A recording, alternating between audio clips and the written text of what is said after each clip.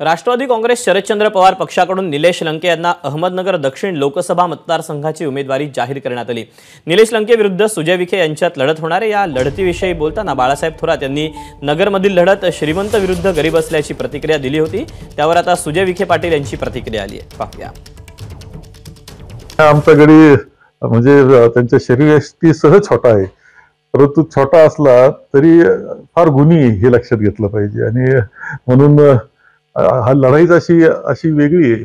श्रीमंती विरुद्ध गरिबाची लढाई ही आहे आणि ते फार यशस्वी रीतीने नक्कीच पार पाडतील आणि लंकेची विजय होतील याची खात्री मला आहे।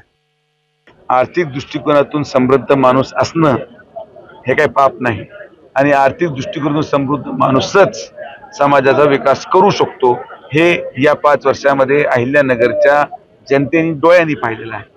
त्यामुळे मला या व्यतिरिक्त या सगळ्या मुद्द्यांवर काय बोलूशी वाटतं। एबीपी माझा, उघडा डोळे बघा नीट।